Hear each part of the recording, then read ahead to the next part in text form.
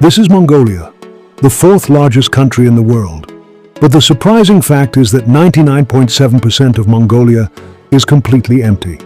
The entire population of Mongolia lives in that small white highlighted area you see on the map. This is why Mongolia is also called the emptiest country in the world. But the interesting thing is, Mongolia wasn't always this empty.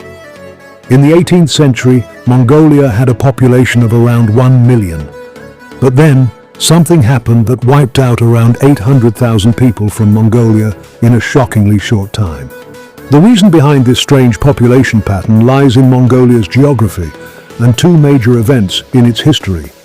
In today's video, we will explore the beautiful yet harsh story of Mongolia, a story many of you might not know. First, let's understand Mongolia's geography. Mongolia is one of the world's largest landlocked countries, with no coastline at all.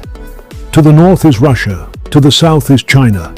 The nearest sea, the Yellow Sea, is about 700 kilometers away from Mongolia.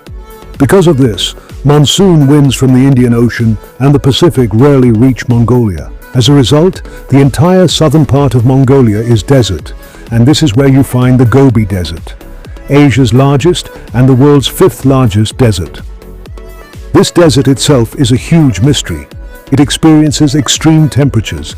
In winter, it can drop to 38 degrees, while in summer, it can rise to 42 degrees. This Gobi Desert was once the center of the Mongol Empire. All of Genghis Khan's military campaigns launched from this desert. These tough conditions made Mongol warriors the most resilient and feared in the world. There's also a popular myth that Genghis Khan is buried somewhere in this desert.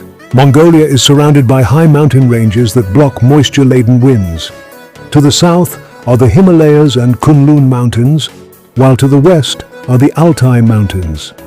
These mountains block the winds, making southern and western Mongolia dry and cold, which is why these areas have always been uninhabitable and empty. Now, let's look to the north.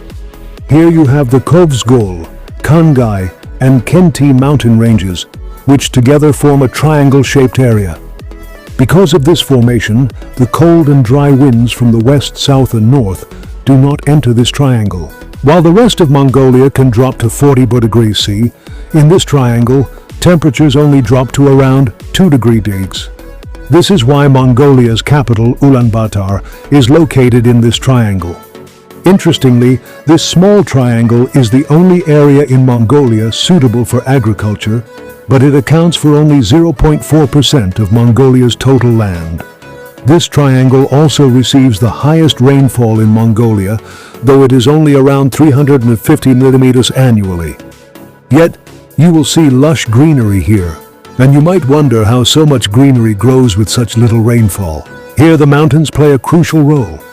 You might remember from geography that rain causes erosion in the mountains, washing minerals down into the valleys, making the soil extremely fertile.